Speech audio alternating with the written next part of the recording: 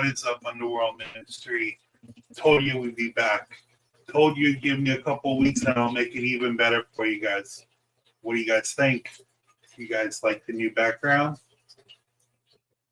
Still the same merch, still the same show, still the same energy, but new guests. And I have a special for you guys this week. I have an interview today and tomorrow for you guys to make up for those couple weeks that I wasn't there. But this is our guest this week.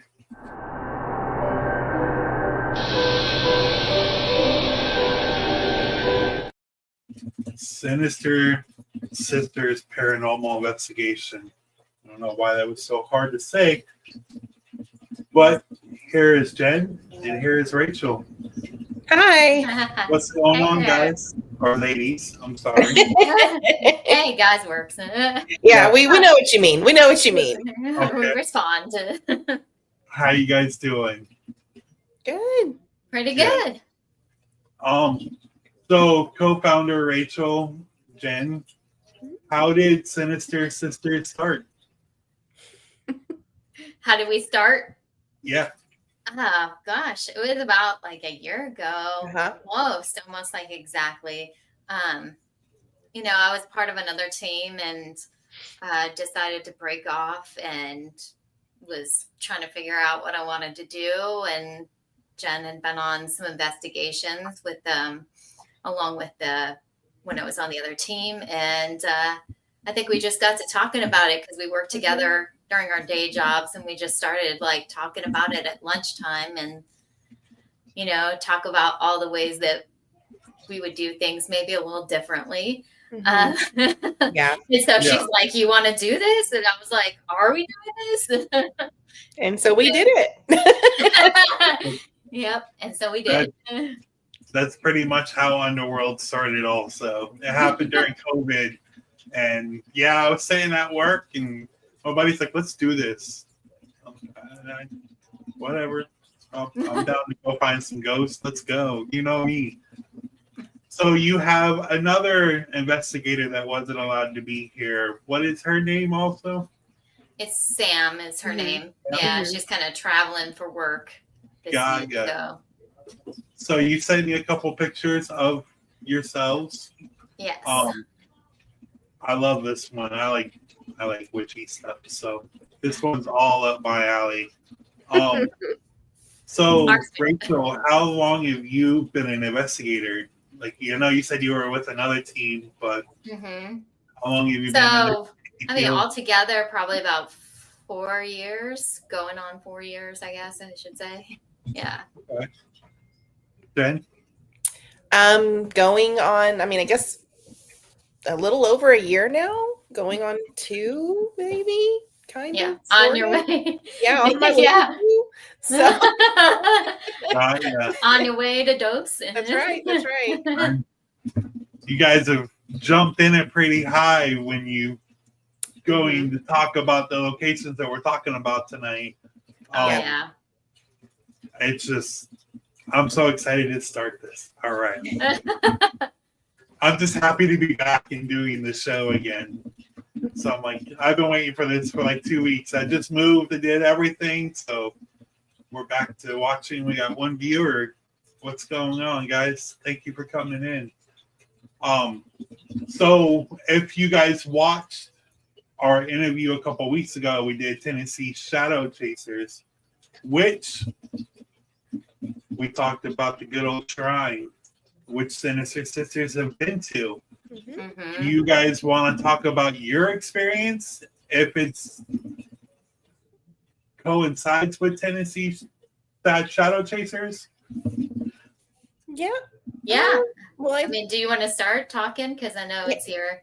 Yeah, no, I think the shrine is kind of more of I think it's going to be a different experience for everybody who goes there. Yeah. They're going to get something different out of that particular location. It's just, I can't brag on that, on it enough. It's just, such a wonderful place and wonderful people. And so I'm actually half Japanese. So when I got there, it just really felt like home to me right away. Yeah. And Sally. Yeah. Yeah.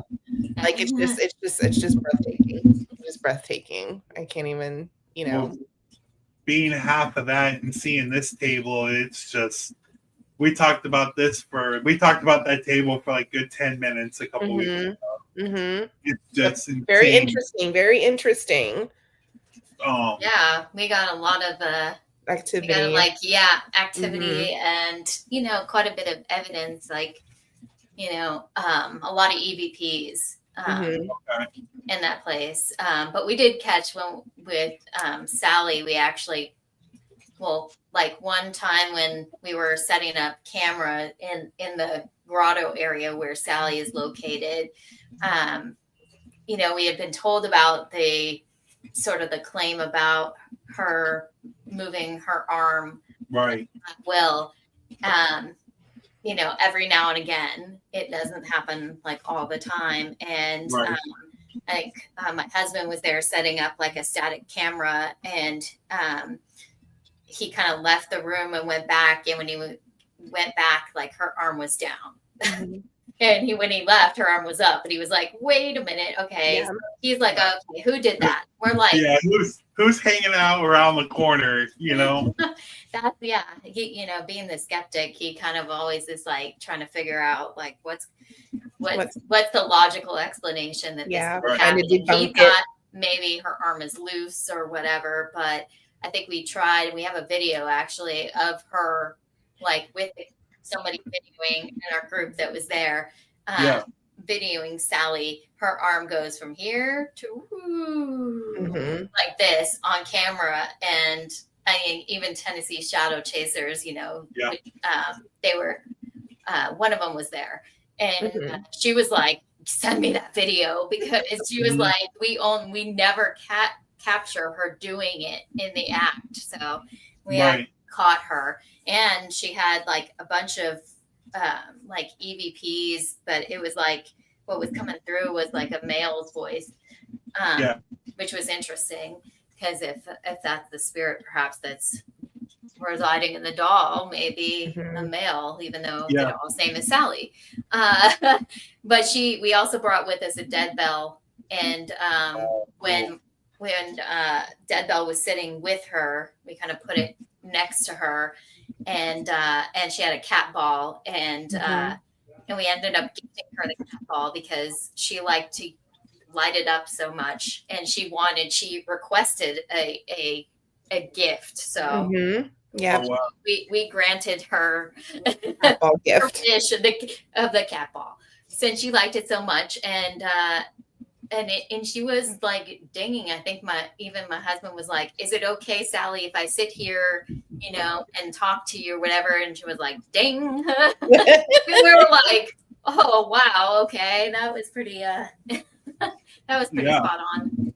Yeah, they told me that they put her in that room because they had to split up the two dolls. Because the two dolls together were causing too much of a mischief, I guess. And I don't know if you can see the dolls right here. They like causing. They've already knocked off stuff off the top of my bed, and they like moving also, but not like arms moving or anything. I wish it'd be cool. But like the conversation I was having with them, and in the background, well, I don't know if that's the same mirror that they had, but it was a scrying mirror, and I didn't know if the scrying mirror was like an open. I don't know if it's just a mirror or it's the whole place that's like an open portal that's messing with the dolls, more kind of like an Annabelle type of situation. Like it conjures everything that's around the doll. It's like interesting you say that, because when I was kind of filming, like kind of took over filming, and I was looking into those mirrors at Sally, and obviously the mirrors are behind her. You see that I could see flashes of like random flashes of light that were coming through on those mirrors, and I was like, is anyone else seeing this? Because I'm seeing it on the camera, and I'm wigging out because I was just like, this is nuts. This is crazy, Yeah. So I don't know. I believe, and she's sitting in a casket. So yeah, Mhm. like that Yeah. whole room in itself is like, Yeah. I don't know. It could Well, definitely from what be they told something. me, that they kind of move everything once in a while to keep Mhm. it not in the same groove, I guess you would say.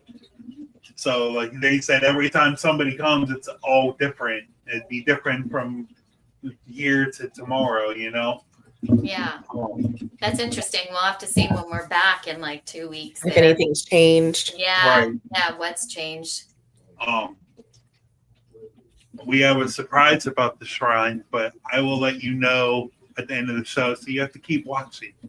We'll come back to the shrine. But I want to get into this because this is my favorite form of investigating. I love the Estes method. I do it all the time. It's my number one go-to. I like doing doubles Mm-hmm. just to see what you get out of. I like using my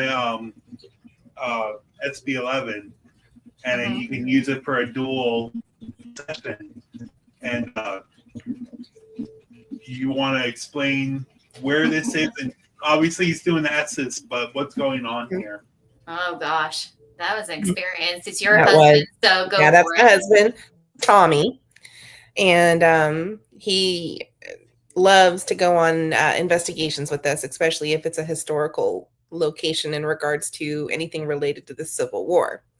And the Gaines house it's in Gainesboro, Tennessee, and I think it's the only remaining house that was used as a makeshift like Civil War hospital for Confederate soldiers and stuff. Um, lots of activity. That was a crazy night. That was a That was crazy night. insane. Yeah, and I think that was the first time Tommy ever did Estes. It was something he Right. wanted to try, and it's a whole different experience. it really is, and it really is, and so I think with him as well, he retired from the military, and he's got some hearing loss in his right ear. He's pretty much completely deaf, and in his left ear it's not the best. So Alicia, who was with us, was like, well, we actually prefer that because then that means that he really can't hear what's going on outside of the headphones. And I tell you what, like, he opened himself up, and they loved him. Well, I'm sure it probably makes it to where he has to listen even harder. Yep. It seemed like he switched. Like he did. He did. Switched pretty darn quick. It was like, oh my god. Yeah. No, it's a different experience. Once you hear that first voice in your ear, it's awesome. It really it's cool to me. He's definitely hooked on the Estes method now. He wants to continue to try, at different locations. But it was definitely, it was interesting. I haven't personally done it yet. But with him, he really it just clicked. Yeah. I mean, when I did have you ever heard of the May Stringer house here in Brooksville? Mm-mm. It's one of the most haunted houses in Florida here, and up in the attic there's a traveler's chest, and there's a gentleman that's connected to that chest, and he's not very nice, if you want to put it that way. But yeah, we did an Estes method. I did the Estes method up there with one of the tour guides and other members that are no longer here with us. But when you start hearing the F word and F off and F you and get out and piss off, and that's not on the radio. You can't do that. So once you hear that, that's for sure. Dude, that's the first time I ever heard the FU. I was like, I took the headphones off. I'm like, no way. Yeah. Let's go. All right. Now I'm in the zone. All right. Yeah. No, well, I think it was the second, so he did it twice that night. That was the first area that he wanted to do it, and that was downstairs, and then we took it upstairs, and I think definitely something negative came through. And Oh, it was freaked me out, yeah, man, because yeah, he had, the blindfold on and the headphones, right? But he like turned his head and he like what it felt like he was looking at me, even though he wasn't seeing me, Yeah. right? That Yeah. he was looking at, and he points at like, and he said, and he was like, and he's like, said something like, get out. And I was like, mhm, I'm gonna go stand over near Jen yeah. and Sam, and I was Yeah. like, fully And his uncomfortable face, like right his now. face It didn't look the same. didn't look like Even him. in that picture there, Yeah, that you have, it didn't doesn't. look like It doesn't him. look like him. No. And so, after that, after that thing, whatever it was, looked at, and that's the thing, Tommy didn't even know where anybody was sitting. Like Yeah. I he was know. blindfolded before that even happened. And so when he pointed at Rachel and said that, and then the next thing is he like pointed at Sam, I think, and he was like, "Get my pistol." And I was like, pull him now. Yeah. I was For like, sure. he carries, and I'm pretty sure he has his pistol on him. And I was like, just pull him. Something's got him. I think Or like, Yeah. Yeah. you're For like, sure. get him out of there now. Yeah. Yeah. And then so Alicia and Beverly pulled him out and took him outside, and, saged him, and, made sure he was really but he doesn't remember anything. He doesn't Yeah. remember anything. And, he was like, you should have just let it keep going. You should have just let it keep going. I said, honey, I was like, you don't know what was going on. Like, you don't remember. If something happened and something escalated, you wouldn't know. Like, Right. you If wouldn't you're remember. influenced to something, if that spirit has enough power to make him pull that pistol, Mhm. who knows what, dude, that's Yeah. insane. Yeah. Now, if I'm gonna trust anything like that. Yeah, if I'm going to trust anybody to carry and to protect me, it's definitely my husband. Absolutely. But he definitely wasn't him in that moment. And that's what terrified me. And honestly, that's what makes me a little nervous for him to do Estes again, because of how quickly he seems to kind of be taken, Right. taken with that. So, I mean, Well, I think because, like you said, because he was just open, mhm, experience that he really wanted to like experience it, and Yeah. he Yeah. had like this connection.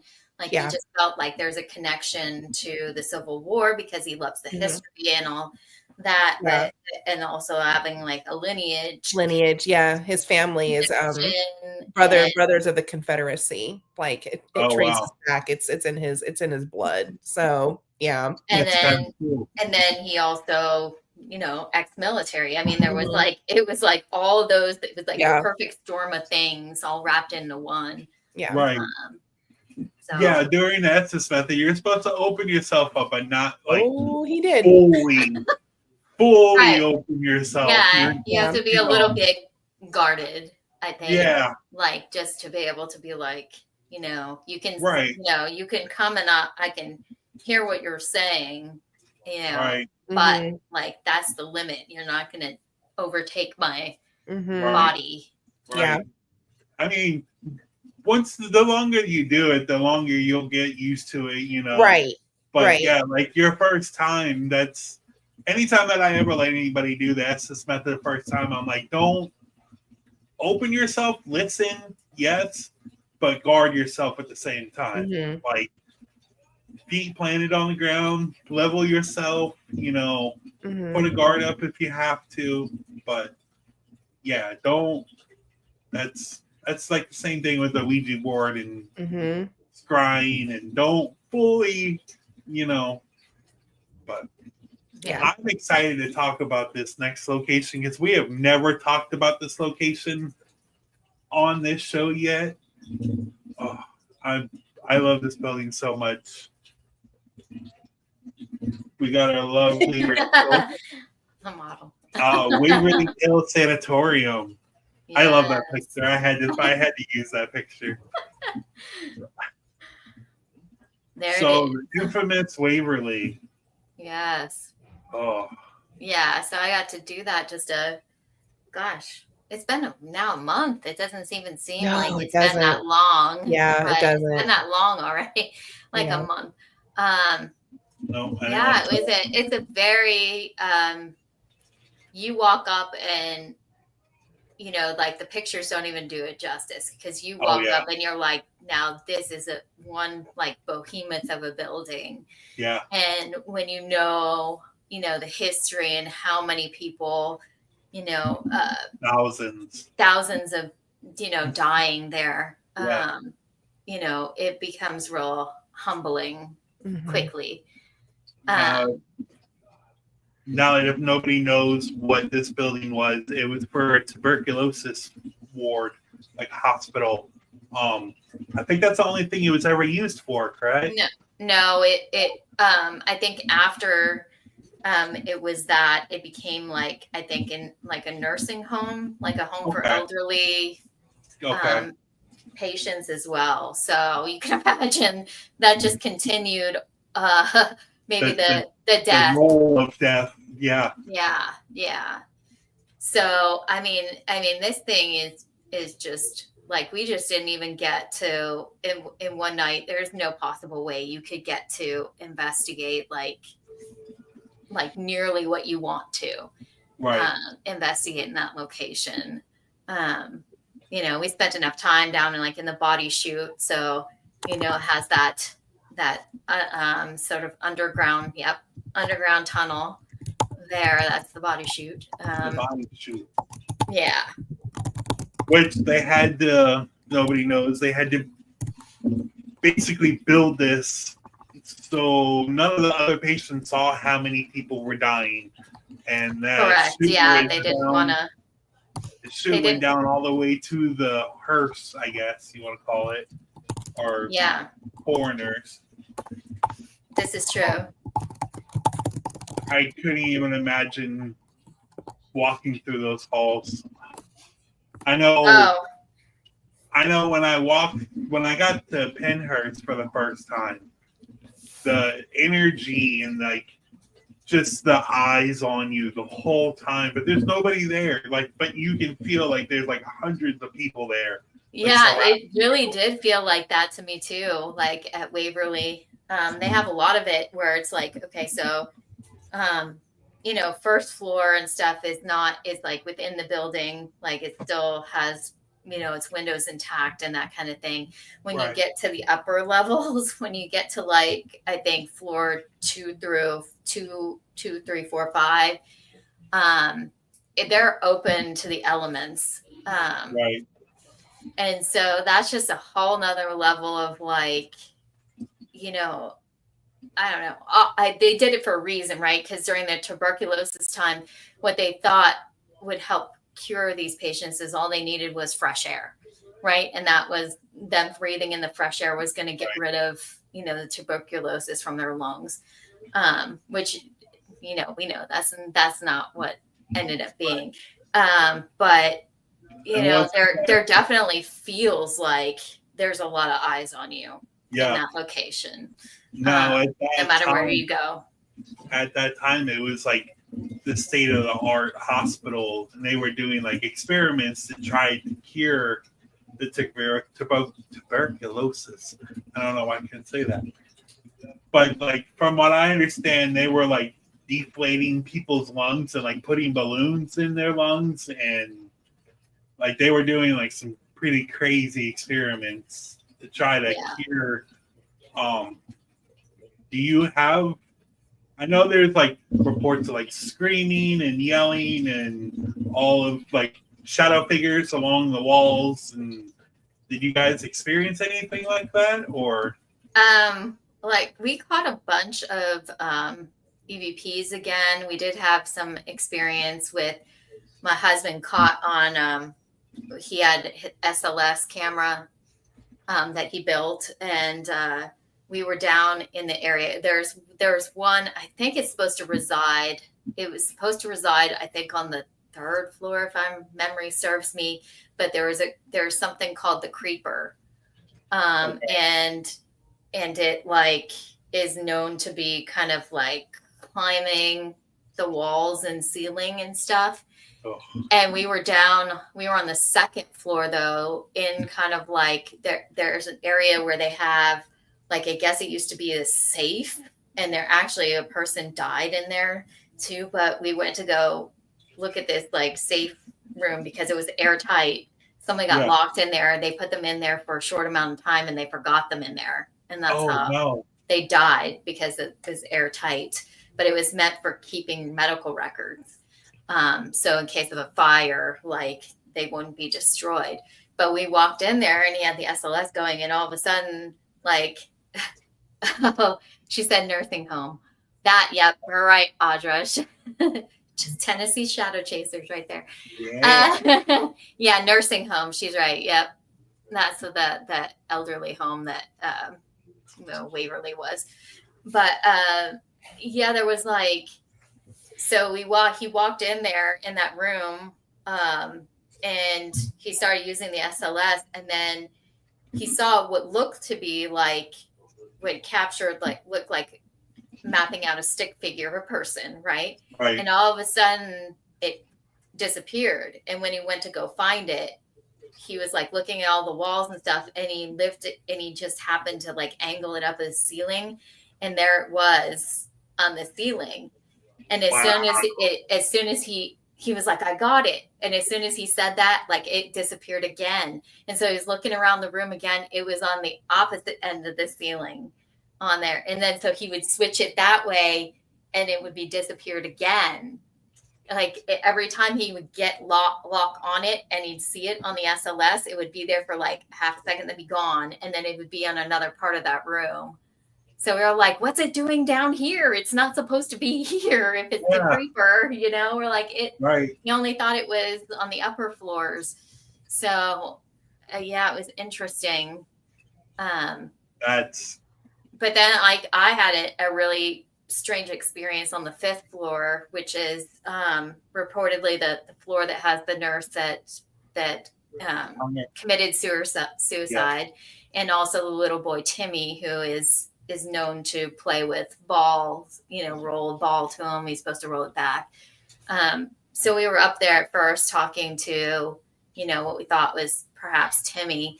But we did get responses that seemed like it was maybe like an adult rather than a child that was responding. But it sort of seemed like maybe it might have been an adult who maybe with special needs. Mm-hmm. And so we're thinking, well, maybe Timmy isn't really a boy. Maybe Timmy is an adult, but has kind of a childlike mentality. Yes. Yeah. So we did get that, which I thought was really unusual. But then when we went into the room where the nurse was supposedly hung herself, I had a really odd experience where I've never had this before, where I felt like, I guess, completely drained, where I couldn't even keep my eyes open. I was trying to fall asleep, and I was just like, I mean, it was toward the end of the night, but I never felt that way before. I was just like, I couldn't, I was having such a hard time. I was like, I was like that, literally just nodding off. It's completely drained. So we got the EVP of a full sentence, and it said, I am the therapy. And I was like, now that is crazy, because I mean, if you're a doctor, if you're a nurse, if you're any type of, therapist, to be a respiratory therapist in that building, you are therapy. Mm-hmm. Yeah. So for them to say that, I thought that was really that, and a full sentence, and it was clear as can be that we got I am the therapy. Maybe they were trying to do something with you, or trying to do an experiment or something, and took your energy to do it, or maybe to communicate with us. Yeah, it could be, but yeah, I was just like, That was So- insane. After that, we're like, yeah, it's time to go. Yeah, let's go take a breather real quick. Yeah, exactly. So I was going through your pictures and I was looking at pictures through the Waverly, and I stumbled across this picture. Hmm. That's crazy. It's a lot bigger when you pull it up. That is. See, I was thinking it was like poles, but like when you actually like make the screen bigger, I guess you can actually see little shadow figures. Now, is this your photo or? Yeah, that's my Wow. photo. Yeah, I took a bunch of photos from the outside of the building before it got dark completely, where we lost the light. You could tell it was kind of like at twilight time. Yeah.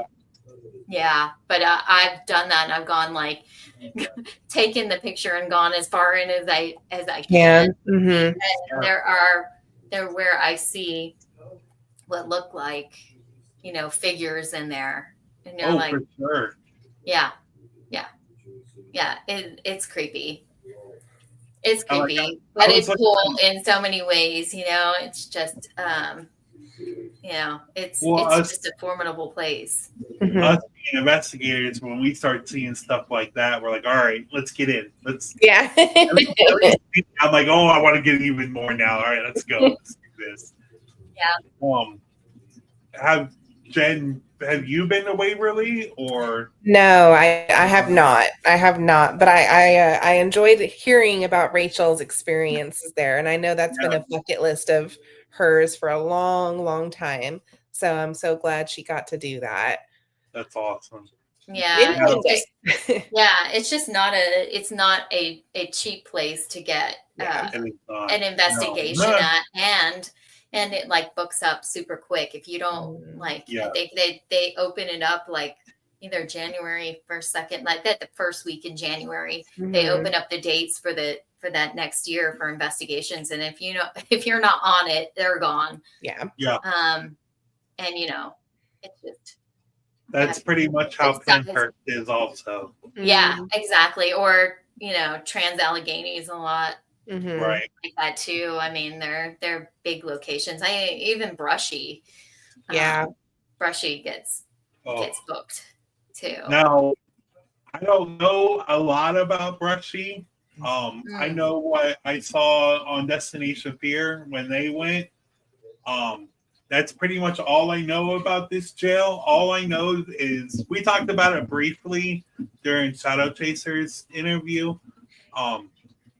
From what I understand, it's basically just the front wall and then mountain.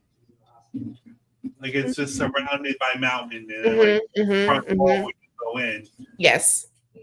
I mean, it's a good view, I guess, if you're going to be there the rest of your life. At least you got a cool view. Yeah. I know. It is pretty. Pretty up there.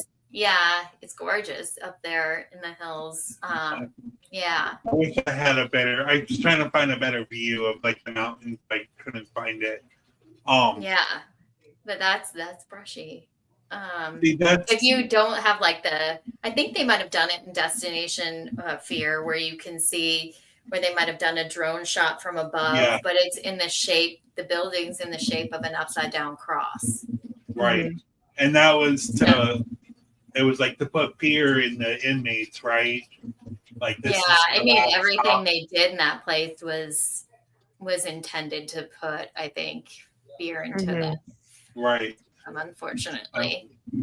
I mean, me being locked up in prison is fear enough for me. I know. I mean, gosh, didn't they have the inmates building the prison that they were staying in? I mean, they were building their own prison. They I think it was Eastern State Penitentiary did the same thing.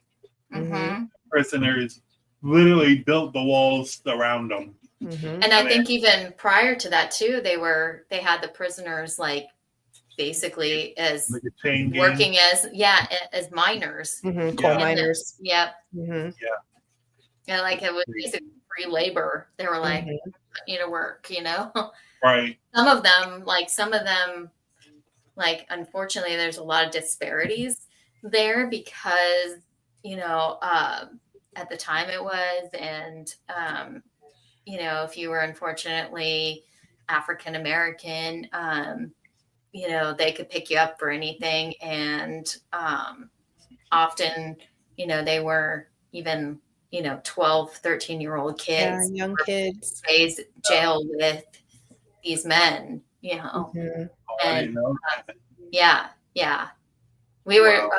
fortunate enough to have with us this last investigation two former guards that, Oh, that's cool. yeah, that work there. And you know, they were awesome as like, you know, to be with us on investigation because they could validate so much of like what we're feeling and Right.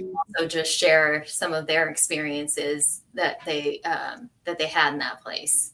Right. Yeah. So, and they were female, so that in itself, I think, like during, you know, 70s and 80s when they were there, it was like, Yeah. you know, it was tough. I'll tell you that Right. much. Oh yeah, for sure. And strong women to really be in there. Absolutely. Especially like a country, like a prison. I couldn't even imagine. It's like the people that are there the rest of their lives, they just don't care anymore. You know? Right. Like what are you gonna do to me? Give me another life. I already have life. Like, I wanna be in here till I die. That's so scary. I know. I know. I'm like 6'1" and like 300 pounds. I'd be so scared. No, I'm not in prison. No, I'm good. No. I like my freedom. No, so both of you did this investigation, or the most recent one I did, and then I went to Brushy with her a year ago. Time before, yeah, we went together a year ago. So I'm gonna show a couple of these pictures. What is your crazy experience at Brushy? Which time? we like getting the juicy stuff. Oh boy! You know my favorite story. you can start it. So at Brushy, there is an area called the Hole, and it's where they would take the prisoners. I mean, and it was just horrible. I mean, it was a horrible place for them to be. They would do horrible things to them. And it's literally what I think, how many cells are in the Hole? Two cells, three cells? No, I think there's a total of 4. Okay, 4. When I counted. No windows, no bathroom, no nothing. It's literally just a caved out jail cell. And I was outside because I didn't want to go in there. I thought it was really creepy. And Rachel was in there, and all of a sudden I hear, oh no. And I see her flying out of there, red hair behind her. And I'm like, what is going on? And she's like, I just got touched on the butt. That is not okay. And I was like, you got touched on the butt in the hole, but not the butthole.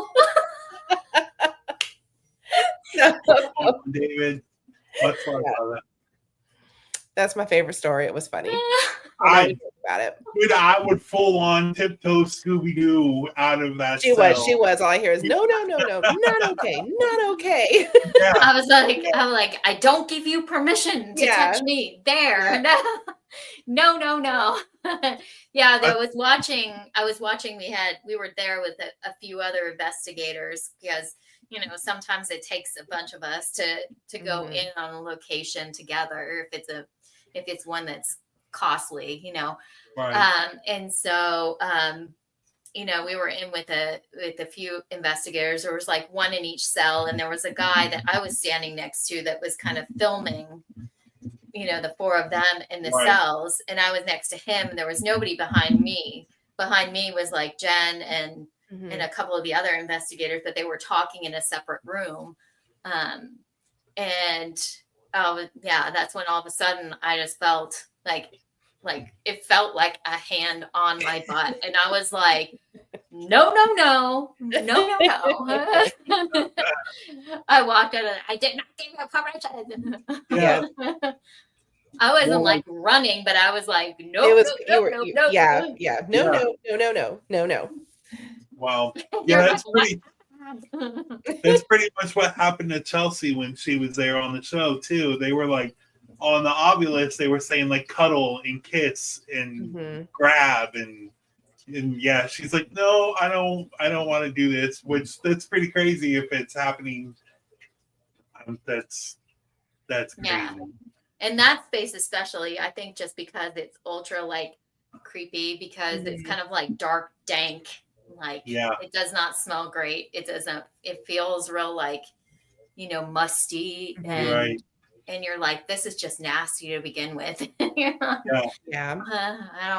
don't need this happening here. I couldn't imagine like 3 guys in a cell and just hundreds of people in these.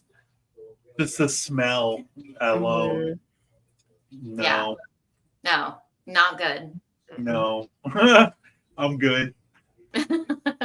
Yeah, but like this time around, I think one of the most like active and kind of like not freaky, but I think area that creeped us out was actually up in the cafeteria area.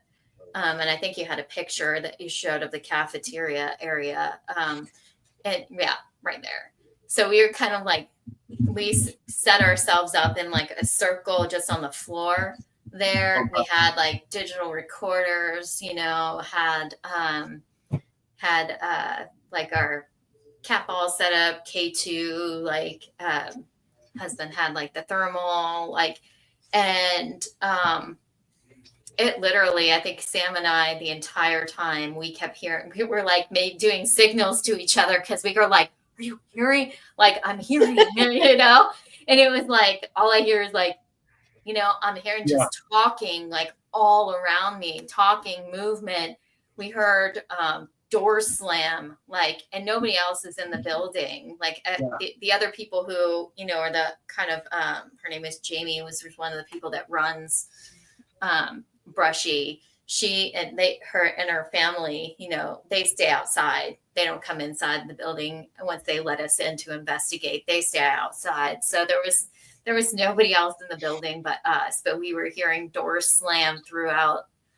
And it just sort of reverberates throughout the whole prison when you're hearing like these cell doors slam. But yeah, we kept hearing a whole bunch of like talking. And then my husband and I have reviewed some of that. And the first place I wanted to review was the cafeteria, the audio, because I was like, oh, there is talking on all of that. I said I heard voices like crazy.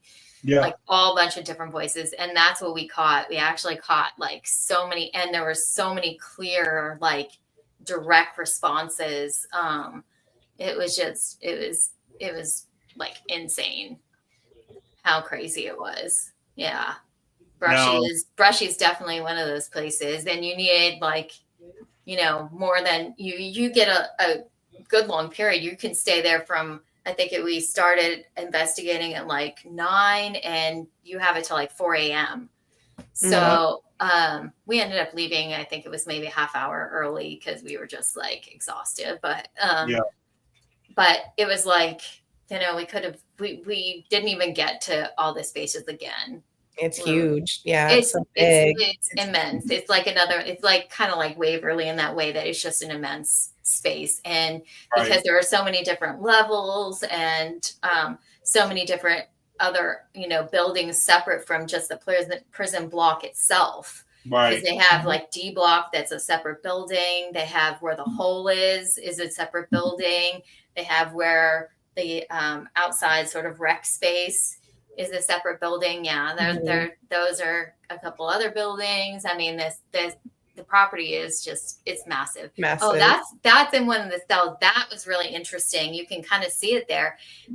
This is in one of the cells where it's notorious for, if you light a cigarette, that you will see like a spirit will take a drag from it, and you'll see like where it's glowing because the spirit. We saw that's an actual picture of it happening, like right in front of our eyes. I was like, and then I was like, I'm like dying.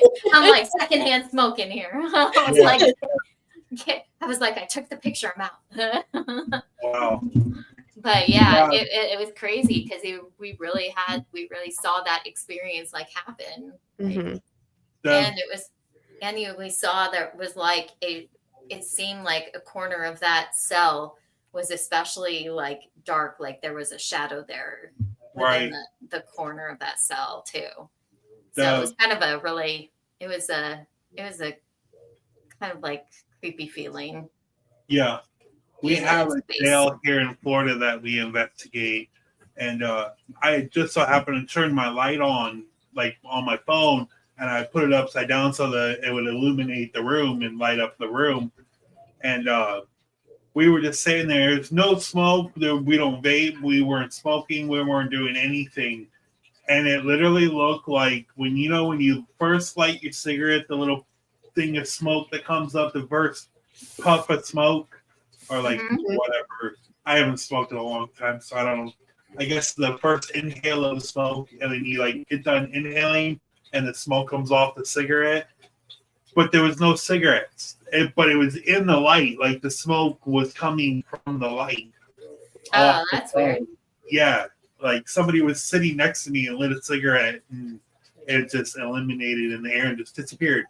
And it didn't smell like smoke. It didn't do anything. It was that one little puff of smoke, and that was it. Hmm. It's Crazy. This is cool. Yeah, it's so interesting when there's like you're at locations and you catch like sort of phantom smells. Yeah. Mhm. At Brushy, I think when Jen and I were there the first time, we caught like walking. Honeysuckle. Yeah, the smell of like honeysuckle just walking into the courtyard area, and we're like, I think you walked out first. You were like, "Do you smell honeysuckle?" And I was like, "Yeah, I do." Yeah. It was That's just the in truth. that one little area. It was just Yep. like, and then it dissipated, and Mhm. we couldn't get that smell again. That's such a weird thing to smell at a prison too. I know. But there were women there at the prison. I mean, Mhm. they worked there, so Well, and then before the prison, wasn't it like Indian land? yeah, Native So, American land, yeah. Oh wow. Yeah. Yeah, so there's a lot of history to the land itself before there was actually a prison built there. Mhm. So Now, do you believe anything that's built on Indian land enhances the paranormal? Mhm. yeah, I think absolutely. I think in a lot of these situations we've talked about before that what we find is that it may not just be the building itself, but the land that may be what's holding the haunting there. Right. It could be something like in stone tape theory, right? That Right. it could be the limestone, the granite, the natural spring, any one of those things. Yeah. And that's what we've Flowing seen. water and Yeah, exactly. Right. That sort of gives rise to that to the whole it puts theory energy in the behind. air. Mhm. Right. It amplifies it, or you could say it kind of traps it if it's something cool. Right. And you gotta imagine like a prison and everything, and how much violence and how much evil and how much like wrong intentions are soaked into that cell or soaked into like the limestone. And you said, somebody could have gotten beat up or stabbed or anything, and the blood's on the floor, Mhm. soaked into that. I mean, Yeah. I mean that goes to be like place memory, or Mhm. even stigma theory, where right. the traumatic events cause the haunting because Mhm. it's charged into Right. that space. Well, even that, and like, even if somebody like came up and stabbed you behind and you died instantly, you're not even gonna know that you've passed. Maybe, I don't know. I haven't been dead yet, but like, do you if you die instantly, like in a car accident and something, you just die instantly. Do you know that you're dead? Right. Are you still stuck in that prison forever now because you don't even know that you're dead? You're just living. your normal life like you did. That's definitely, one of the things that, of course, I think all of us paranormal investigators, talk about right, that could be the case. I right, know, I have the thought that, spirits may have free will to go where they want to go, and some may choose to remain, maybe right. because they feel a connection. Maybe go back to their happy place. Not Yeah, necessarily, not necessarily like prison. I don't know why that'd be somebody's happy place, but but if it's like a comfort, like not necessarily like yeah, happy per se, but it's a right, place where they felt comfortable, because if they were there for so much of their life, I mean, do yeah, you know anything different? Yeah. right. It's like a person that's been in there for like 80 years. They went in there when they were like 18, and now they come out like 79, 80 years old. What are you supposed to do? Right. But that's like a whole Shawshank Redemption type of thing. Like he got out and just had no clue, like couldn't survive in the real world. Right. Now this picture is cool. There's the one picture that I want to get into because they actually caught a lot of stuff with this. But this is what I would say is it mist or shadow or Yeah, there was definitely in kind of the series of photographs that I had taken of kind of the cell block there. That was the only one where it seems like there's something in front of of the lens, just for that split second that I took the picture. So yeah, it was the only picture that looked like that. There's not like dust or anything on the floor that can like come up when you're walking, or I'm sure there's got to be some level of dust, right. but yeah, we weren't really. Nobody else was in. You can see that nobody else was in that space at that time. Yeah. I think we were just walking in before everybody got in there. I was like, I'm going to snap some pictures before. Okay.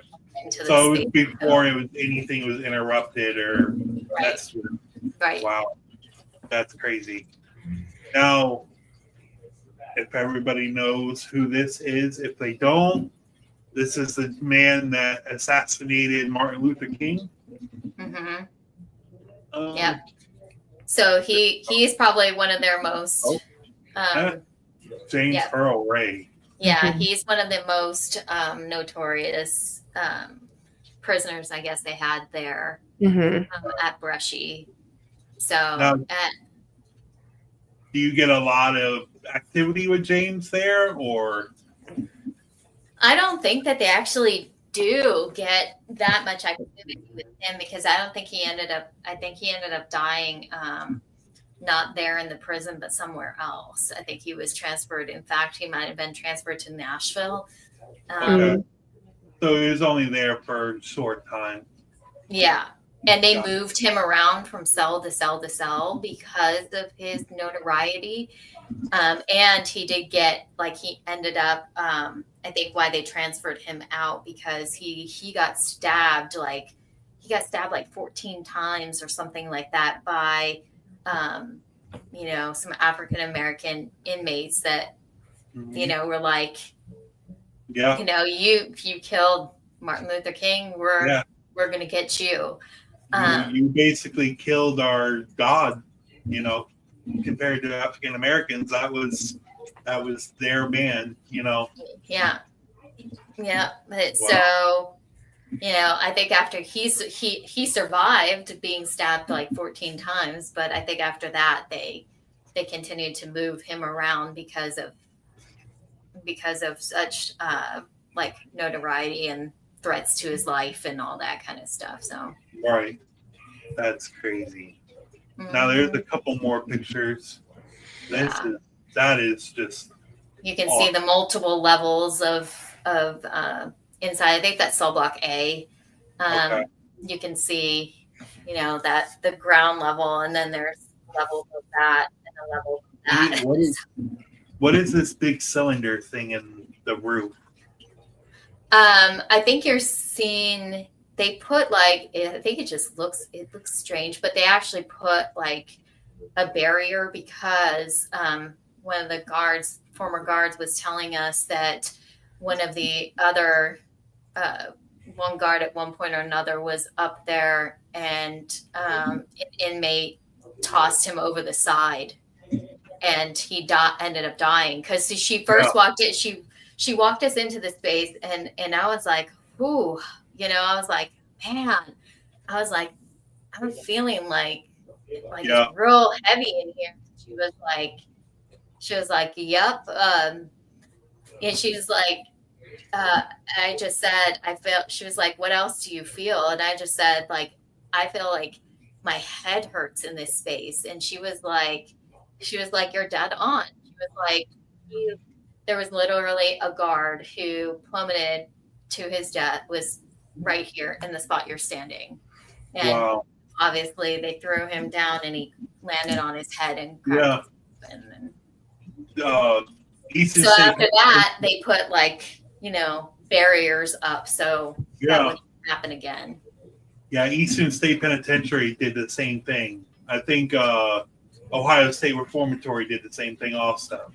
Yeah, I think they started to learn, Yeah. This is not a good thing to have. The Eastern State Penitentiary, not necessarily. They have sections that were like full on, like closed off. It was more like what's it called? Solitary confinement. When they first opened, that's all it was a solitary confinement prison. And I guess it was like inhuman, I guess. So they started putting bars in it. And the inmates would push the guards in between the bars, and a guard went over. Yeah. That's what I'm saying. Like, if you're in there for life, there's really nothing you can do to me at that point. Like, what are you gonna do? Kill me faster? Cool, gets me out of this jail. Like, I know. So that's Debbie, one of the former guards. Oh, cool. I couldn't imagine being a female and a guard in a prison like that. Even being a female investigator, is it more? Do you guys look out for each other more? Or is it more? Oh yeah. That's what I asked Tennessee Shadow Chase. I don't know if you have any males in your team or anything, but they were kind of saying it's like 50-50. But if it's an all-female team, is it more lean towards you guys getting more activity, being touched, being sniffed, being, whatever the spirit wants to do, I guess? Is it in heightened because you're all females, or? I don't know. I mean, I wouldn't say, I don't know if it has more so anything to do with that, or if it just kind of has to do with the, cohesive energy of the group that you're with in general, and kind of how well everybody, melges together. Because we've even though there's, 4 of us ladies on the team, there's also, we bring our husbands come with, not on every investigation, but they've been coming with us. And then we have our mentors, Justin and Greg, who will join on investigations that they can as well. So, we kind of, we have both. We mixed co-ed team. Got you. Yeah. Oh, we have a couple comments that I didn't see. Is there a way to send a spirit away to heaven or whatnot? Yeah. Well, I mean, when we 2 of the people that we investigated Brushy with, they're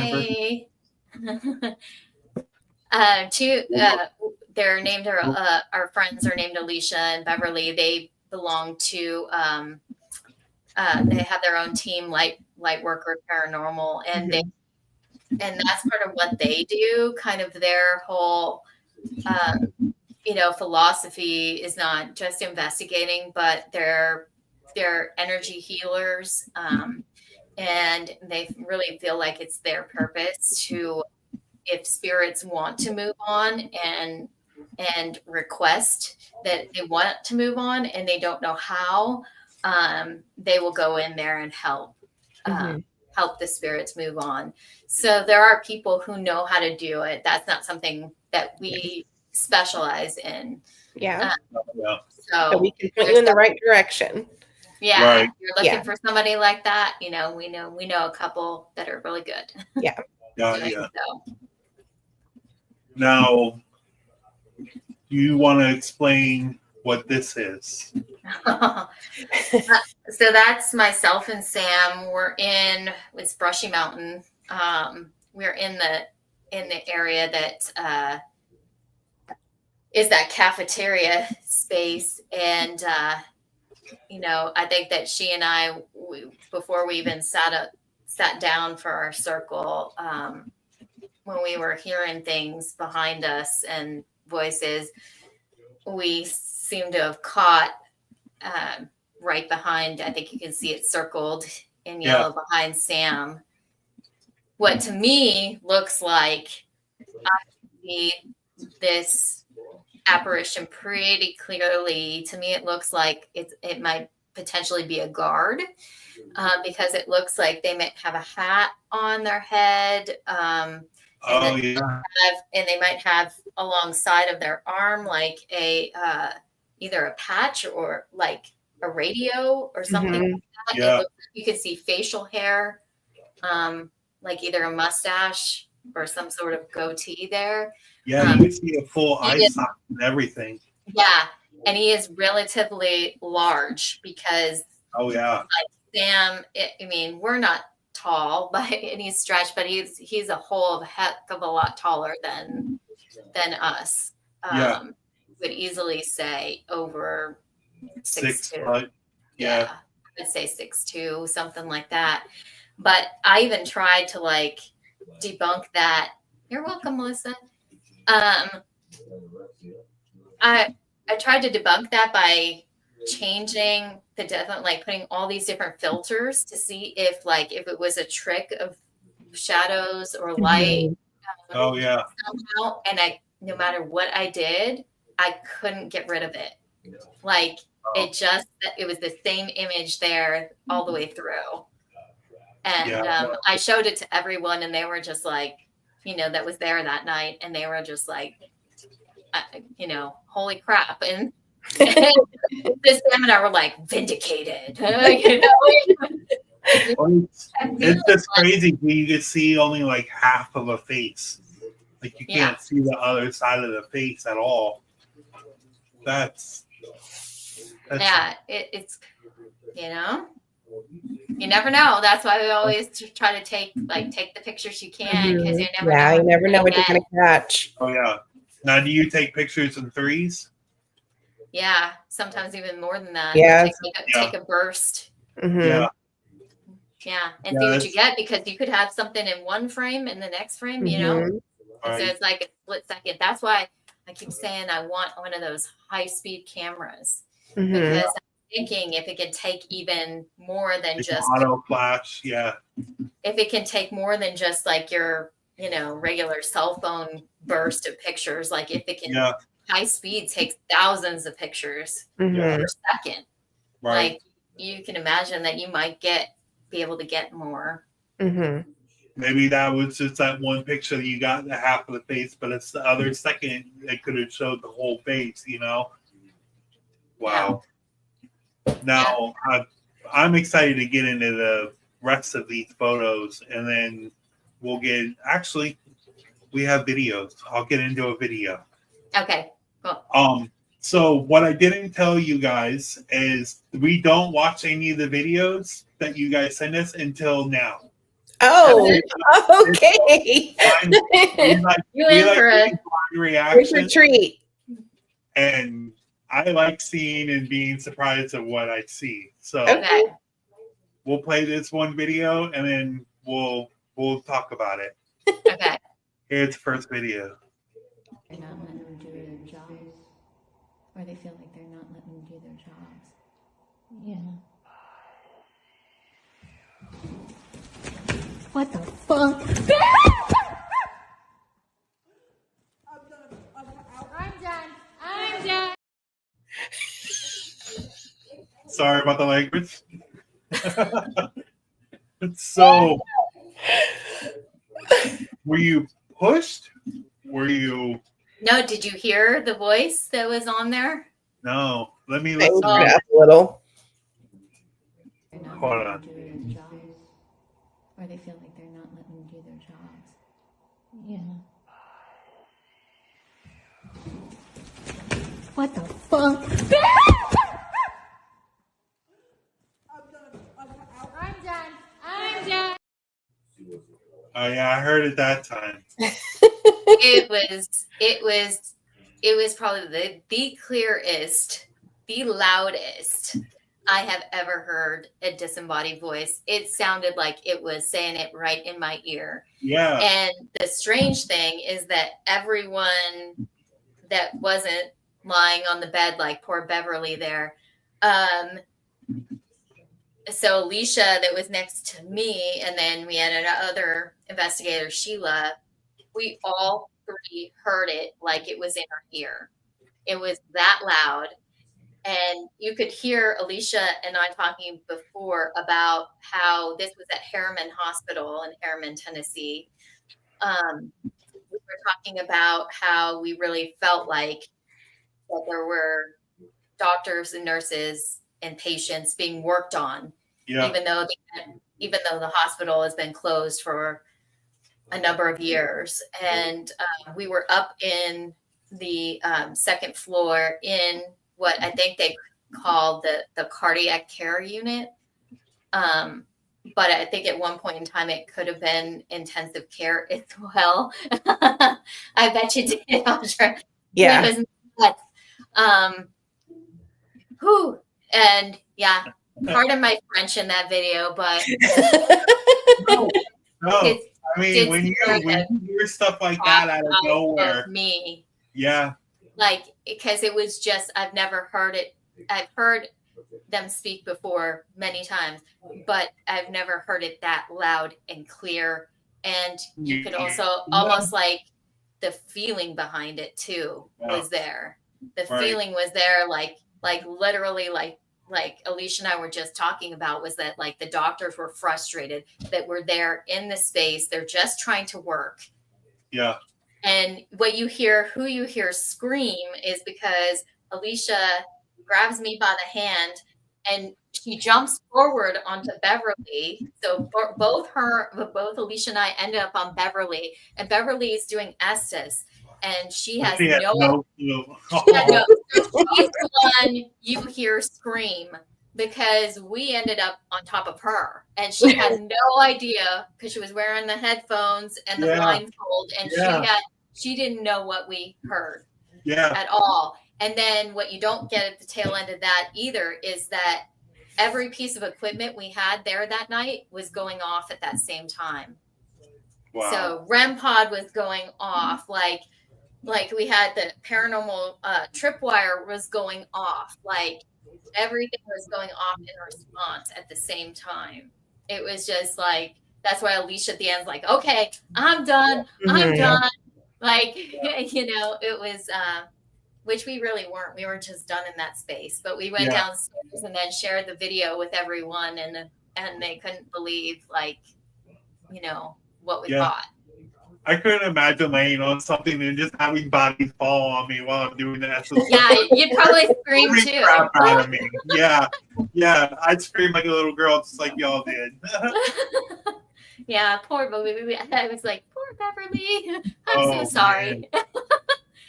But that's like we were talking in the beginning, like you're so hyper focused on that, and something happened. Yo, man, I couldn't imagine. But we're past the 15-minute mark on YouTube, so we can have that kind of language now.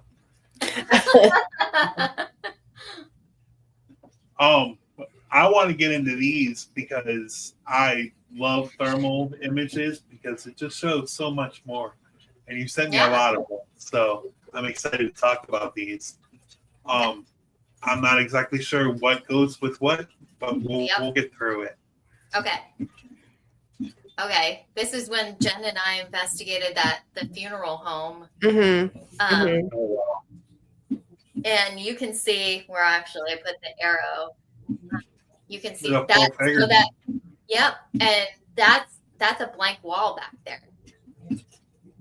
So it's not a doorway. It's not a window. This is in the basement of this funeral home, where Somebody reportedly the chilling in the bodies corner. were kept. Yep. Mhm. And I was just, with the thermal, and I was kind of just going around the room, like seeing what I could see, and Yeah. I was like, I think I'm seeing something here. So I snapped a still photo of it. Wow. But you can tell how much, it was hot too that day. Mhm. Oh yeah. It was hot. You can see the rest of the room is, besides the floor, is Right. except for that one shadow figure that's cold as the floor, which is you can see there's Yeah. about 50 degrees. And the rest of the walls and stuff were probably in that. Well, there's It says right there. yeah, and there's like a good 2 feet in between. Oh, I just snatched my mic. I'm sorry, guys. There's a good 2 feet in between the floor and the start of the shadow too. Yeah, so his legs aren't all the way to the ground. Right, it's kind of just hovering in the middle of the wall. Yeah. Wow. See, this Yeah, is and why- that was the first time that location had been ever investigated. Mhm. Oh, Because it was a new business that a family, they bought the old funeral home and they were turning into an antique store. But they kept having experiences as they're kind of renovating it. right. And so they kind of called in us to kind of go in there and investigate, along with like a couple of other investigators. Alicia and Beverly were two of them as well. That's awesome. I want to buy a funeral home. I'll live in a funeral home for sure. So, do you know exactly where this is, or? I think that was I want to say that was Old Stone. Yeah, I was gonna say that definitely is a jail cell. I Yeah. think that's Old Stone. That's Old Stone.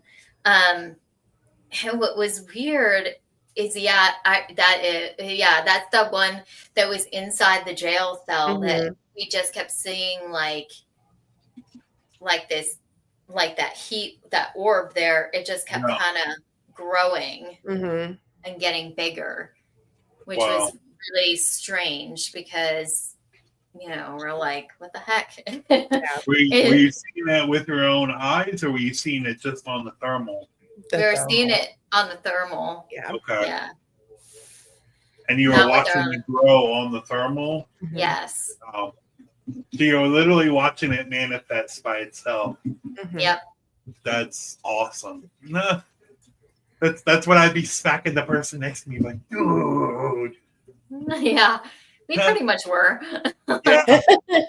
Come here. Quietly on the radio, get here now. Yeah. So there is I think this is the double photo. So this is that's at Old South Pittsburgh Hospital. It's the same gentleman owns Harriman and Old South Pittsburgh Hospital. Okay. So you see there's one of our investigators, Justin, is in this hallway. Before he went down there in that hallway, what you're saying is like it's a hallway with patient rooms on either side. They in fact call this like shadow hallway. And what we caught initially was in the doorway, and almost every single doorway down the hallway were these little shadow figures standing in the doorway. And So Justin went down there into the hallway, and they came out of the room and they started to surround him. Wow. Justin is very sensitive, and he picks up on a lot. So, he really felt like they were a child. I mean, he is tall. He's easily, 6'2", 3". Oh, easily. Yeah, definitely. So he's tall, but I think even when two of the investigators you see closer to the camera, they went down there and they were still noticed the shadow figures were still noticeably smaller than them as well. Wow. So were they known to have a children ward or? Yep. Mm-hmm. Okay. Yeah. There's, in fact, I forget what the name they give to the little spirit of the little boy who is said to remain there at OSPH. But yeah, they have one room where they have like toys and everything because of that spirit that's of the child who's known to remain there. So yeah, they definitely had. I mean, this at one point in time for the community for South Pittsburgh, Tennessee. This was their hospital for many years. For at least, I want to say, gosh, like at least 20, maybe 25, 30 years, something like that, before it closed. And they built like a newer, state-of-the-art hospital. Right. So, Now it looks like he's like holding dowsing rods. Was he like doing something while he was taking this picture, or it looks like he had hands up? Yeah, he wasn't doing dowsing rods. No. Okay. No, I think maybe I think we just caught him with his hands up. Yeah. I don't know what to do with my hands. Yeah. Hey. Yeah. Yeah.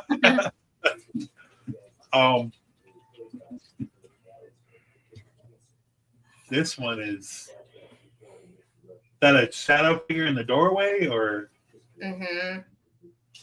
Yeah. I think that might have still been OSPH there. Because I think you can see like the reception desk there. Yeah. That's where, like, remember Jen, kind of where Nurse Betty in that desk. Mm-hmm. And remember when we were getting like what sounded like footsteps walking, and then I was hearing a voice that said something, and that's where we caught, like, I was looking into where I guess it was radiology at one point. Yeah. So we were kind of right outside that nurse's desk, but looking into the radiology, and in that doorway, we could see a shadow figure just standing there, kind of watching us, kind of like interested, like, what are you guys doing?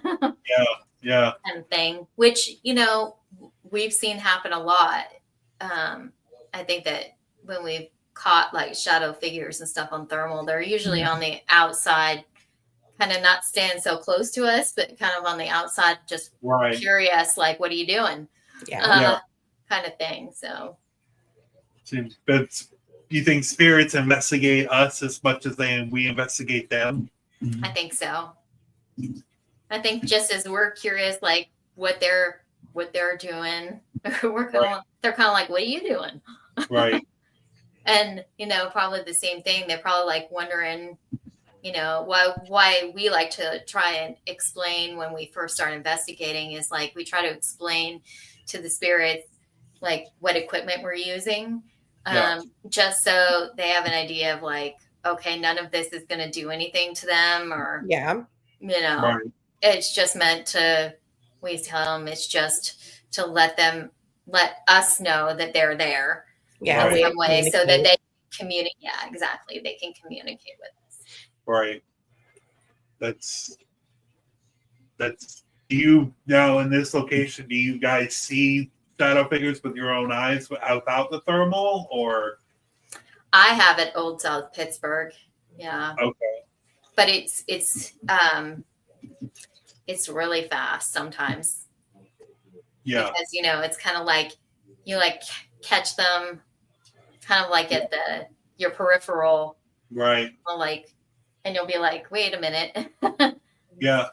We went to, not to go off subject real quick, but so they turned Penhurst into a haunted house. Mm-hmm. And you go through the haunted house, and then I think it's the Devon building or the Philadelphia. It's one of the majorly active buildings. They kind of turn it into like a museum, and you can walk through and look at old patient stuff, and you can go upstairs. I think there's 3 levels, but you don't have to go to the 3rd. And me being an investigator, being at Penhurst, I'm gonna go talk to the people that are there constantly. And he's showing me a picture on his phone of like an old wheelchair, like old school, like wicker wheelchair. And there's a full white figure sitting in the chair on in his picture. And while I'm looking at this, there's like, I don't know if it was like a laundry chute or like a little column thing sticking out of the wall, but it was all window, like the windows had the grates over them. There's no doors, there's no windows or anything. And I literally see a shadow like peek out of it and go back. Like somebody was in the back of the hallway, like messing with it, like went over the railing. And I had a guy go over there with the flashlight, and there was literally nothing there. But it was literally like something peeking over and just staring at it. So like, as soon as I caught attention to it, it went away. That's my shadow figure story. But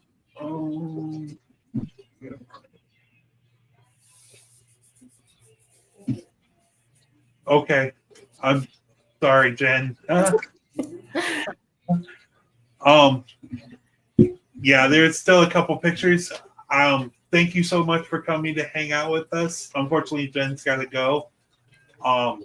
Maybe another time we can speak a little longer. But Yes, definitely. Thank you so much for coming on and speaking with us. Absolutely. Yes, Take care, you guys. All Thank you so much for having us. I'll see you tomorrow. Okay. Bye. Yeah. Yeah. Thank you. Have a good night. And there's 2. And there's 2. It's okay. We only have a couple more pictures. Yeah. Where is this? Do you know? Yeah. It looks kind of sideways. It's actually, I think it's pretty upright. Okay. Yeah, it's you're seeing in that kind of where it's circled, it looks like a heat signature of a person. You can see that the head, the shoulders, the legs. I believe that's Octagon Hall. Out in there in the field. Okay. Out there, you can kind of see the trees and everything. Yeah. Yeah, that's I caught like in the middle of the field where there's nothing and there shouldn't have been a person standing there. And we went and investigated like right after that out there, kind of chasing whatever that figure was down. And we couldn't find anybody. I think I have another picture of it closer. Yeah. Yeah. That is crazy. Yeah, I can see exactly what you're saying. Yeah. Oh. I know that thermal was probably the best birthday gift I got. Oh, for in sure. a while ago because it paid off like right away. Yeah.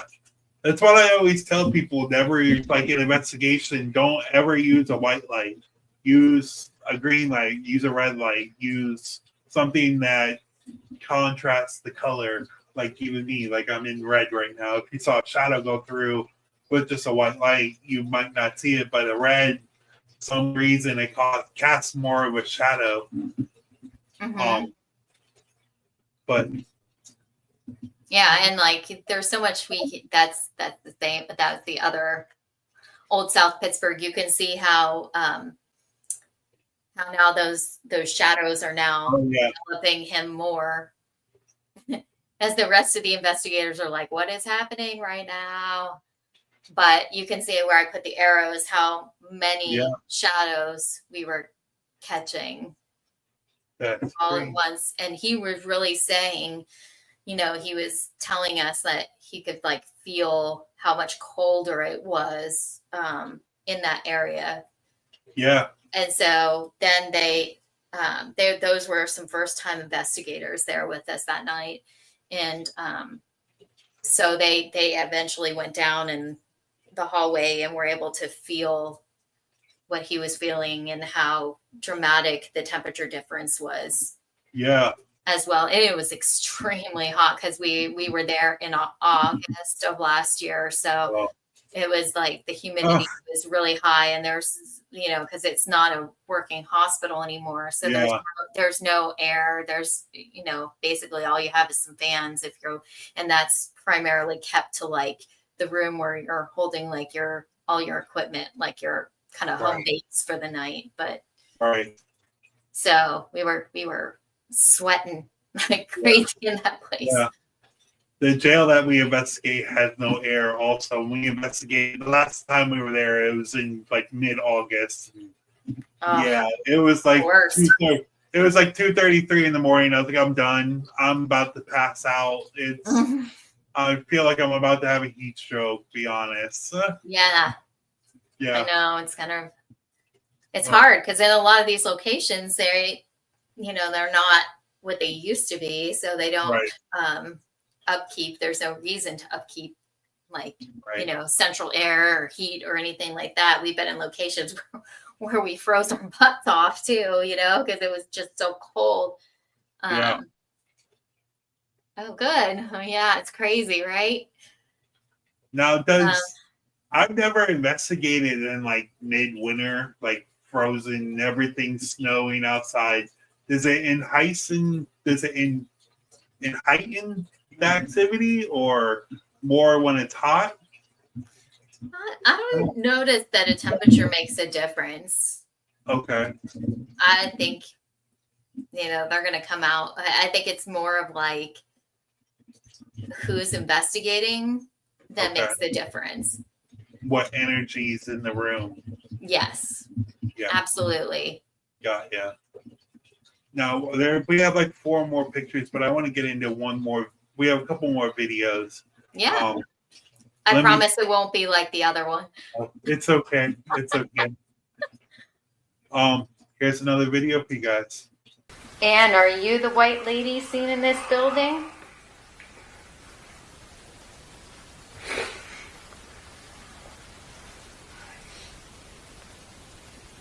Did someone just whisper? I heard that. Let me play it one more time. And are you the white lady seen in this building?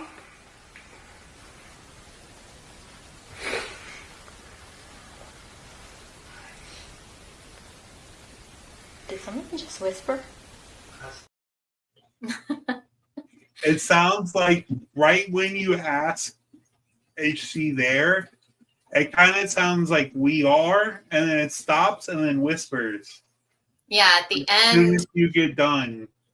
Yeah, as I'm starting to talk, it does say something, and then afterwards it whispers and it says nice, but in a whispery tone, obviously. Yeah, that's. Oh, I want to hear. You can hear the sniffles that we had there because we were freezing. That was at Smith County Courthouse, and it was in.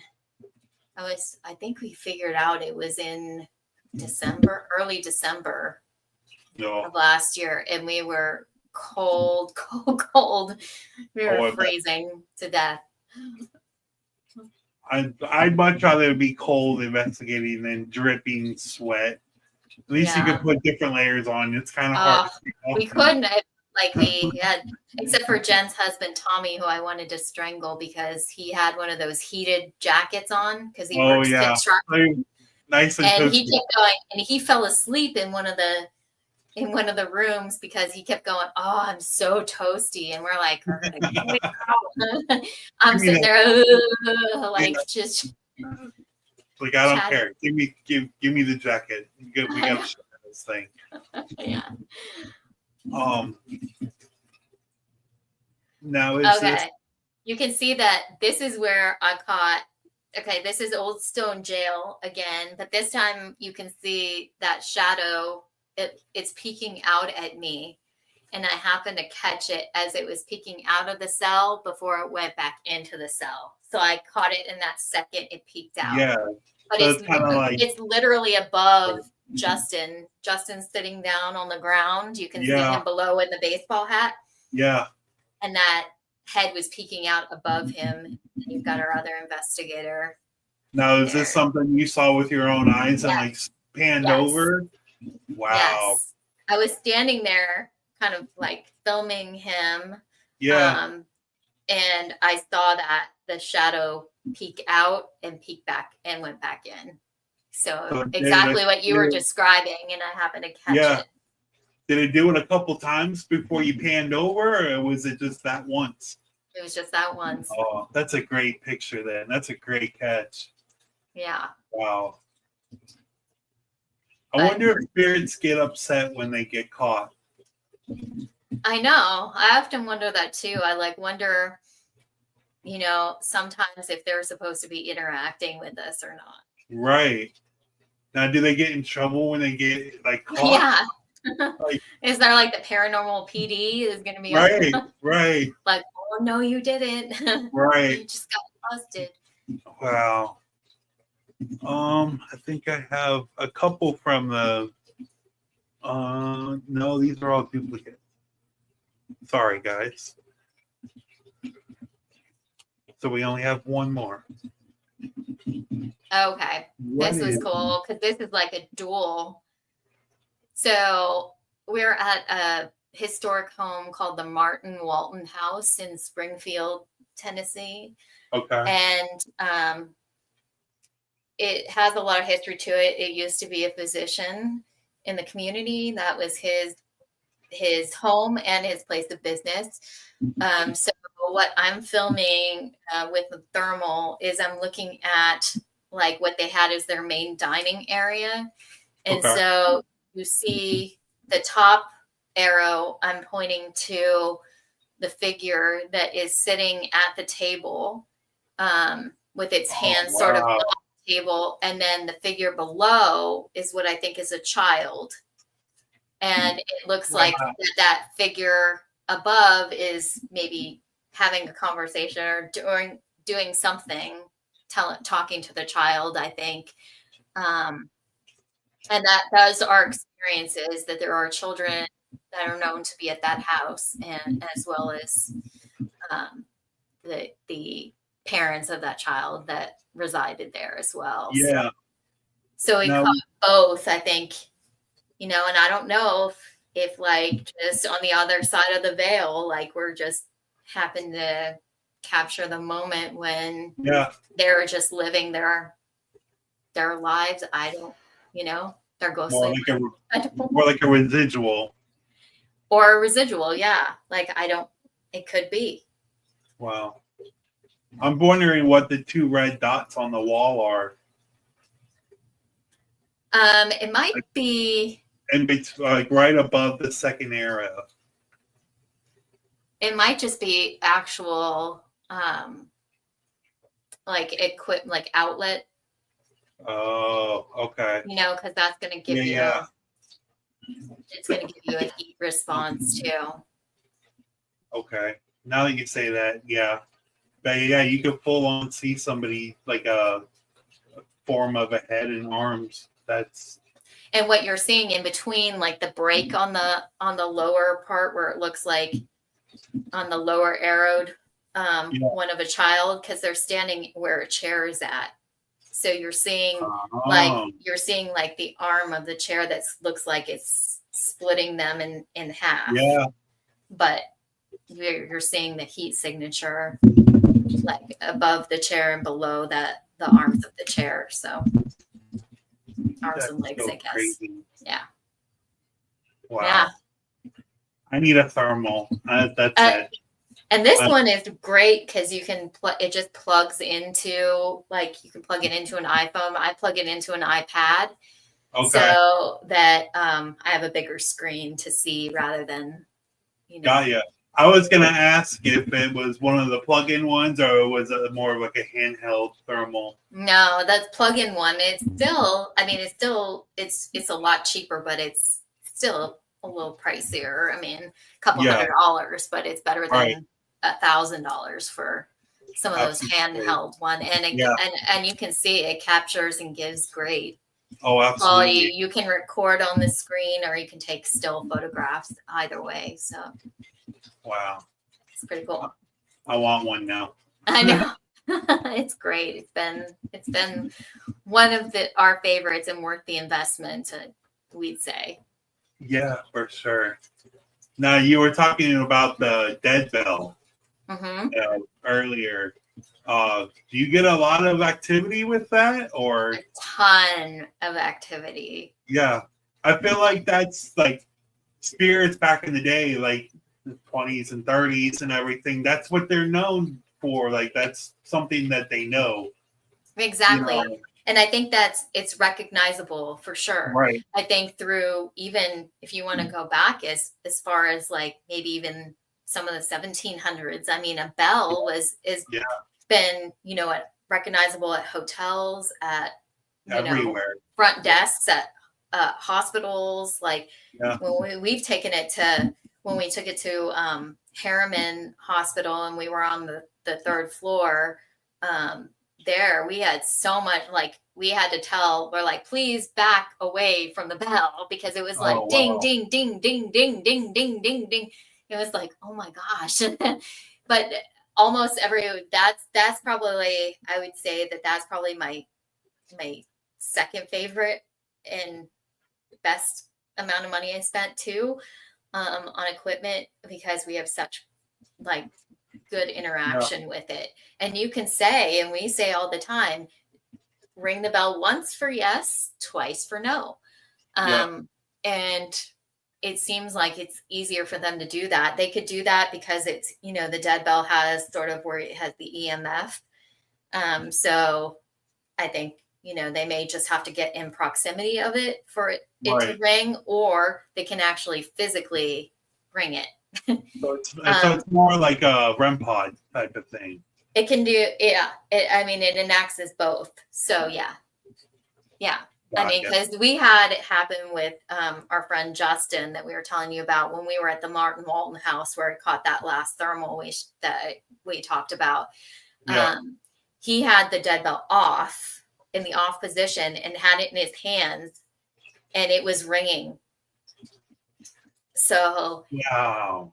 it was ringing in response to questions, turned off. So they were literally touching it. Had to have been. Yeah. Wow. It was crazy. That was a crazy night that we had. Caught that thermal that night, and we had so much more activity in that place. For sure. So, that's crazy. Yeah. All right, we have one more video, and then if anybody's ever watched this show, we have question of the week, like always. I'll explain how we do it right after this video.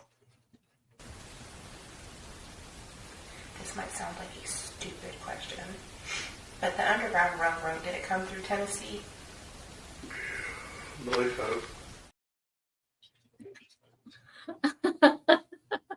So that was Jen.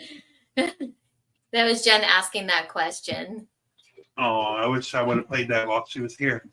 Yeah, and then her husband is the one that says afterwards, I believe so. But you hear in between her question and his response, another response that's crazy, because it was just like, it sounds like an exhale. Yeah.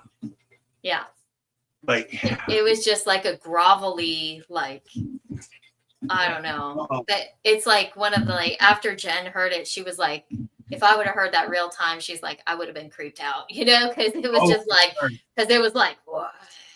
It was just like that voice was crazy. Like somebody tired from running and like hiding or something, Well, all right. Yeah. That's I want to play that one more time. I want to. Yeah, go for it. This might sound like a stupid question, But the Underground Railroad, did it come through Tennessee?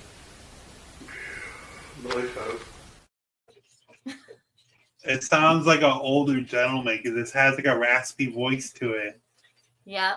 And he responded. I mean, Yeah. even though we weren't directly asking him, he was still participating in the conversation. So Yeah. it's intelligent, right? Oh, for sure. It's Somebody like, answered question. Yeah, it was like right away too. Like, yes, it did. Yeah. Wow. Now, if anybody doesn't know what the Underground Railroad is, you living under a rock, first off. But that was slaves from the South escaping slavery to go up north, and there was places in between that were like safe havens that you could hide in, and during the day and at night you could travel more to another destination that has the same situations. Basically slaves trying to free themselves. Yeah. Which is pretty much what it was.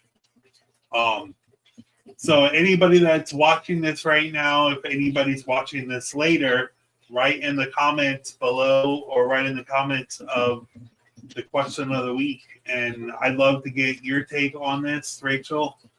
It's the question of the week.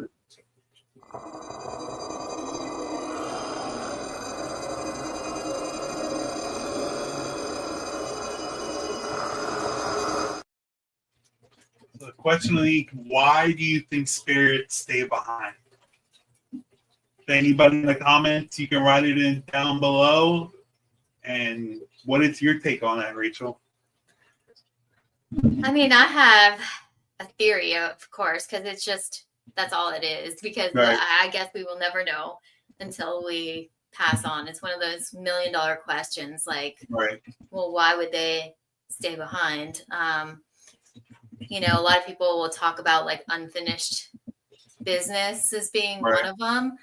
I think that could be a likely scenario, but I think sometimes it's a connection to something that they have here that they're choosing to remain because they have some sort of deeper connection with a particular location or space, whether that be the land, the building, maybe the person, the object, you know, because we know there are things that objects can be haunted. It could be a person that's haunted. It could be a location that's haunted. It could be the land that's haunted. So I think that there's some sort of connection, whether part of their spirit remains here because they are connected to something. Yeah, like that's what I was talking about earlier, like going back to your happy memory or passing away like in your sleep or something, you not knowing that you passed away. You know, maybe that's another reason they stay behind, or maybe it's to look after their family members, you know, like guardian angels, or, you know. Yep. That could very much be the case, you know. Yeah. We'll never know. One day we may know. The only thing we're guaranteed in life, so. Yes. But for sure. We have one more thing that I want to promote. There is t-shirts for sale of this awesome print on this shirt. It's so cool. I want one. If you want to scan the QR code and you want to get one, now you said it's for the Urban Myth, right? It's not exactly. Yeah, Urban Myth Apparel is the one who we collaborated with. And they created the shirt specifically for us. It's with, in fact, the character is wearing our team shirt. And obviously red, I think he made the red head for me.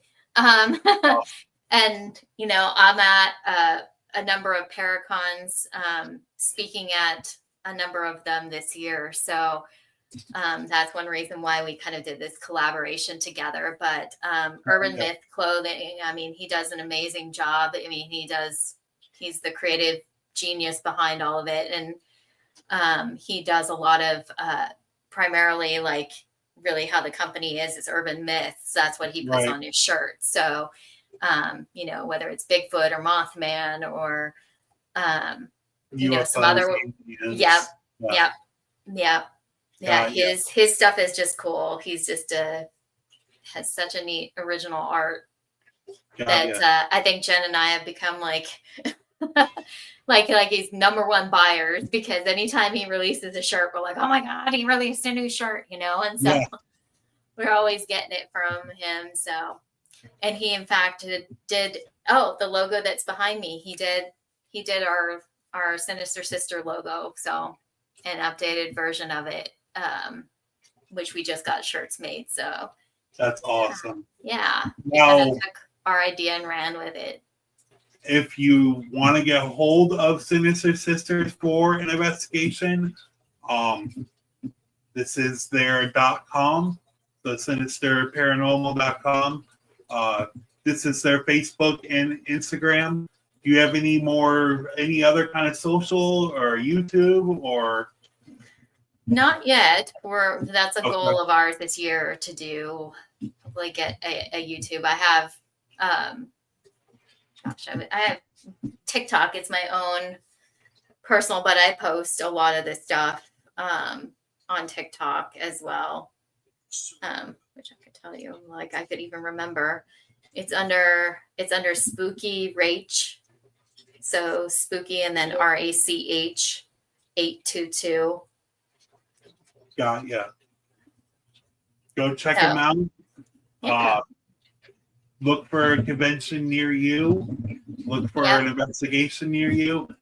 Before they go, is there anything that you would like to promote that's coming up, or? Yeah, I mean, I've got locally, we're going to be part of the Echoes of the Past tour up at Rosemont in Gallatin, Tennessee. They're going to be doing a soft open of what they're going to be doing over the week of Halloween, where it's going to be 4 historic properties that they'll get to investigate each night that week of Halloween. And we'll be one of the teams at one of the houses. So most likely it will be Rosemont, which Ghost Hunters investigated Rosemont and caught a full-bodied apparition walking out front. So, and we've caught like so much activity there and evidence. So we're excited to do that. And then, I'll be at the Women in Paranormal convention that's happening in August, over actually on my birthday on August 22nd. I'll be leading an investigation there that night, and then at the conference that weekend, and also be at the Esoteric Expo, which is up at Rock Island, Illinois. That's where they're having the Devils on the Run tour, where Annabelle will be coming through as well. So I'll be speaking at that convention, and I'll also be at the West Kentucky Paranormal Expo as well. That'll be, I believe, you got a busy rest of the year. Oh my gosh. Yeah. All that stuff in between is investigations. So yeah, we love it though. Well, like I said, go to their .coms, go to their Facebook. I will post their Facebook on my page and the Underworld page to promote. But thank you so much for coming in and hanging out. Yeah, thank you for having me. And Jen. Definitely. And welcome to the Underworld family now. Yeah, thank you so much. It's been a pleasure, Chris. And if you guys are watching this later on YouTube, go hit that like, comment, subscribe. We love to know what you guys think of these conversations and interviews. But remember, always stay creepy, guys. Have a good night. Have a good night, Rachel. Thanks. You too.